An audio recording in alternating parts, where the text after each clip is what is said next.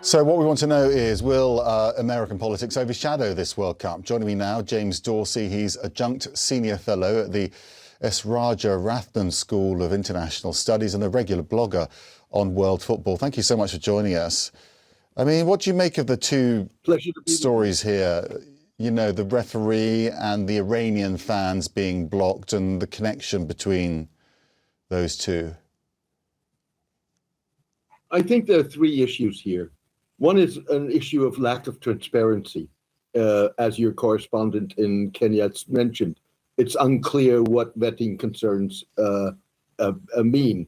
Also, it's not just the Somali referee, it's also an Iraqi photographer who is a photographer attached to the Iraqi team who was barred entry, and of course fans, particularly from Iran, but also from other nations.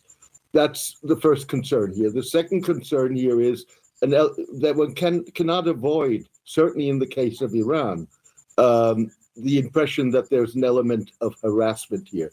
This is the first World Cup ever in which the host country is hosting a team from a country with which it is at war. And allowing, for example, the players only to arrive in the United States on the day of their match and having to leave the country on the same day after the match is a form of harassment. It also disadvantages them since they have to travel on the same day that they're supposed to perform. The third issue is one would have wanted to see application of immigration laws, and let's be clear, the host country retains control of its borders, does have the right to determine who enters and who doesn't. But nonetheless, one would have wanted to see the United States apply the same sort of application of rules as it does with the United Nations, where diplomats of enemy countries with which the United States is in conflict, are allowed to come to the United Nations, even though there are restrictions on their movements within the United States. A similar approach could have been applied to the World Cup. I mean, there's been some shock here, obviously, and it's disappointing for so many fans who are trying to stay out of the politics here. Less shock about, you know, the American government's response to some of these people trying to get in the country, but more about FIFA's, you know, lack of resistance, if I can call it that. Some saying it's complicity and allowing, you know, allowing people to be blocked, particularly after what we heard from the boss earlier on. I don't know if that's a legitimate criticism in the sense of what is it that FIFA can do beyond talking to the administration and trying to persuade the administration to adopt a different standard or different policy. I think the problem more here is twofold. One is that that FIFA hasn't negotiated these arrangements, and the United States, you obviously have an administration which is not migrant friendly or certain, and also not visitor friendly. And in the case of the Somali referee, you have a situation where the president and other U.S. officials have disparaged, if not racistly described, the Somali community in the United States and their representative in Congress.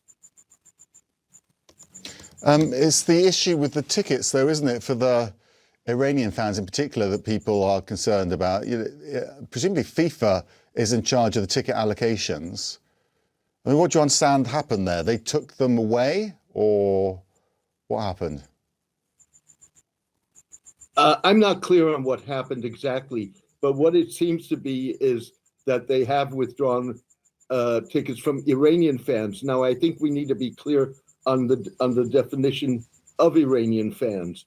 There are those fans who are traveling from overseas, from Iran, to the United States to attend matches, particularly those played by the Iranian team. But there's also a very large Iranian diaspora community and Iranian American community in the United States, and particularly in Los Angeles, where the Iranian team is playing 2 of its 3 group games. And those, obviously those are segmented communities and pluralistic communities, the community in the United States has a significant segment that it favors Reza Pahlavi, the former or the son of the ousted Shah of Iran, whereas many of the Iranian fans, certainly those coming from Iran, are not likely to be fans of Reza Pahlavi. Yeah. And it may very well be that FIFA, given Infantino's relationship with President Trump, is playing into that. Okay, James Dorsey, thank you so much. We'll see what else happens.